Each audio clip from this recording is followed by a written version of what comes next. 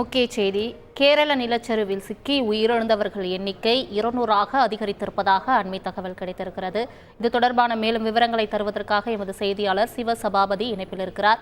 சிவசபாபதி, வணக்கம். தற்போது தொடர்ந்து கேரள நிலச்சரிவில் பலி எண்ணிக்கை அதிகரித்து வருகிறது. தற்போது அங்குள்ள நிலவரம் என்ன? மீட்பு பணிகள் எவ்வாறு நடைபெற்று வருகிறது? அது தொடர்பான முழு விவரங்களை சொல்லுங்கள்.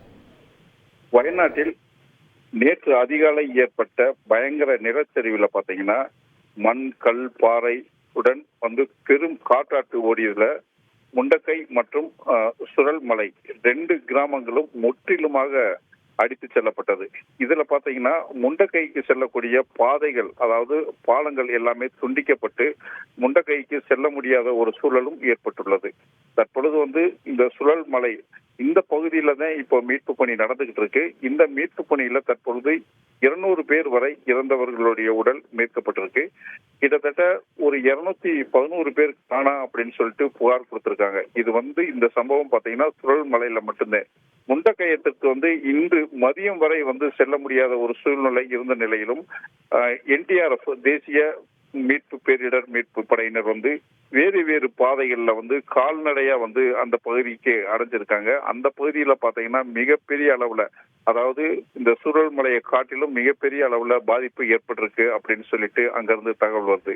அங்கேயும் பாத்தீங்கன்னா கிட்டத்தட்ட ஒரு 1000க்கும் மேற்பட்டோர் தங்கியிருந்தவங்களை எல்லாத்தையுமே மீட்பு குழுவினர் மீட்டெடுக்கணும்னு சொல்லிட்டு கிட்டத்தட்ட ஒரு 200 பேர் வரைக்கும் முண்டக்கயத்திலிருந்து மீட்டெடுத்து கால்நடையா சுழல்மலைக்கு கொண்டு அங்க இருந்து ஆத்த கலந்து அவங்களை எல்லாமே பத்திரமா முகாம்ல தங்க வச்சுக்கிட்டு இருக்காங்க. இதுல வட இந்தியாவை சேர்ந்தவர்களும் அதே மாதிரி பாத்தீங்கன்னா பெங்களூர் மற்றும் மலையாளிகள் இவங்களை எல்லாமே தங்க வச்சுக்கிட்டு இருக்காங்க.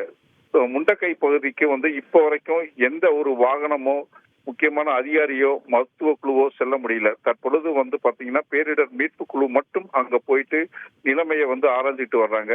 இங்க தற்காலிக பாடம் போடப்பட்டு, அதாவது ஆம்புலன்ஸ் மற்றும் அந்த பகுதியில் மீட்டெடுக்கிறதுக்கான இந்த JCB போன்ற உபகரணங்கள், அதாவது மீட்டெடுக்கிறதுக்கான உபகரணங்கள் எல்லாமே கொண்டு சென்றால் மட்டுமே அந்த பகுதியில் இருக்கிற மண்ணில் புதையுண்ட மக்களை மீட்டெடுக்க முடியும் அப்படிங்கிற ஒரு தகவலும் இருக்கு. இதுவரை பாத்தீங்கன்னா இந்த சுழல்மலை பகுதியில மட்டும் 200 பேர் உயிரிழந்திருக்கிறது அதிர்ச்சியை ஏற்படுத்தியிருக்கு. இது மட்டும் இல்லாம முண்டக்கை பகுதியில அடுத்தடுத்து எந்த மாதிரி ஒரு சம்பவம் நிகழப்போகுது அப்படிங்கிறதுலயும் மக்கள் பேர் அதிர்ச்சியில இருக்காங்க.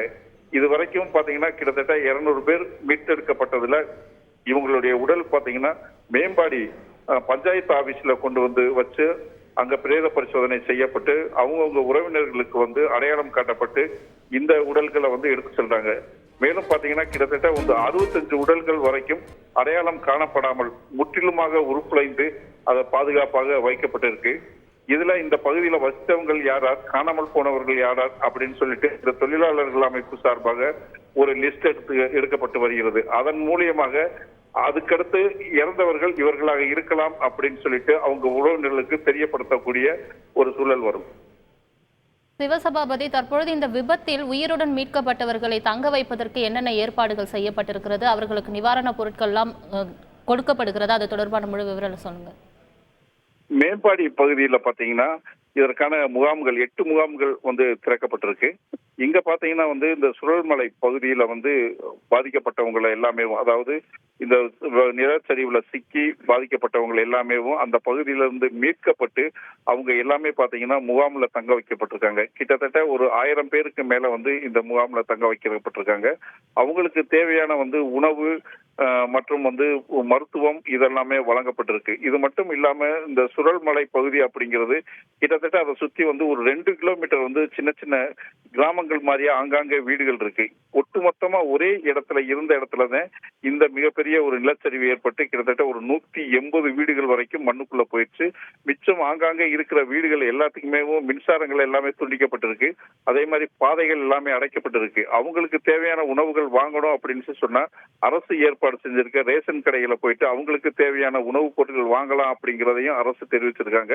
அவங்க எல்லாமே இப்ப பாத்தீங்கன்னா இந்த சுழல்மலைக்கு போகக்கூடிய பாதைகள் எல்லாமே அடைக்கப்பட்டதுனால அவங்க எல்லாமே தனி தீவுல மாட்டிக்கிட்ட மாதிரி ஒரு சூழல் தான் தற்பொழுது நிலவுது. கேரள மாநிலத்தில் தொடர்ந்து கனமழை எச்சரிக்கையும் விடுக்கப்பட்டுதான் வருகிறது. தற்பொழுது வயநாடு சுற்றியுள்ள பகுதிகளில் முன்னெச்சரிக்கை நடவடிக்கை எதுவும் எடுக்கப்பட்டு வருகிறதா? அது தொடர்பான தகவலையும் சொல்லுங்க. காலை முதல் வந்து இந்த மீட்பு பணி வந்து எந்த தொய்வின்றும் சிறப்பாக நடைபெற்றது. ஏன்னா பாத்தீங்கன்னா வானிலை வந்து மீட்பு பணிக்கு சாதகமாகவே விளங்கிச்சு அப்படின்னு சொல்லலாம். மதியம் 1 மணிக்கு மேல சாரல் மழை தொடங்கி அந்த மழை வந்து கனமழையா கூடிச்சு. அப்ப பாத்தீங்கன்னா இந்த நிலச்சரிவு ஏற்பட்ட ஆற்றுல வந்து காலையிலிருந்து குறைந்திருந்த வெள்ள நீரோட்டம் பாத்தீங்கன்னா நேரம் ஆக ஆக ஆக மிக அதிகரிக்க ஆரம்பிச்சிருச்சு. ஏன்னா அந்த மலைப்பாங்கான பகுதியில வந்து மிக அதிகமான மழை பெய்யறதுனால வெள்ளத்தினுடைய நீரோட்டம் மிக அதிக அளவுல வந்து வந்துகிட்டு இருந்துச்சு. இதனால பாத்தீங்கன்னா முண்டக்கை பகுதிக்கு போறக்கூடிய ராணுவத்தினால் அமைக்கப்பட அந்த இரும்பு பாலமும் அந்த பணியும் சிறிது தொய்வு ஏற்பட்டுச்சு அப்படின்னு சொல்லலாம். தற்பொழுதும் வந்து மழை பெஞ்சுக்கிட்டு தான் இருக்கு. இது மட்டும் இல்லாம இன்னும் நேரமாக இரவு நேரம் அப்படிங்கிறப்போ அந்த படை வீரர்கள் வந்து வேலை செய்யறதுக்கு உண்டான ஒரு சாத்தியக்கூறுகள் குறைவாகவே இருக்கும் அப்படின்னு சொல்லிட்டு சொல்லப்படுது. அது மட்டுமே இல்லாம பாத்தீங்கன்னா இவங்க வந்து துரிதமா வேலை செய்யணும் அப்படிங்கிறதுக்கு அதாவது பருவநிலையும் வந்து இவங்களுக்கு ஒரு ஒத்துழைப்பு கொடுத்தால் மட்டுமே வந்து அதை வந்து சரி செய்ய முடியும். தற்பொழுது வரை வந்து மழை இன்னும் 24 மணி நேரத்துக்கு இருக்கு அப்படின்னு சொல்லியிருக்க சூழ்நிலையில வந்து இந்த மழை அதிகரித்தால் இன்னும் ஒரு சில இடங்கள்ல நிலச்சரிவு ஏற்படும் அப்படின்னு சொல்லிட்டு அதிகாரிகள் தெரிவிச்சிருக்காங்க. தங்களின் முழு விவரங்களுக்கு நன்றி சிவசபாபதி. செய்திகளை உடனுக்குடன் தெரிந்து கொள்ள உடனே சப்ஸ்கிரைப் பண்ணுங்க.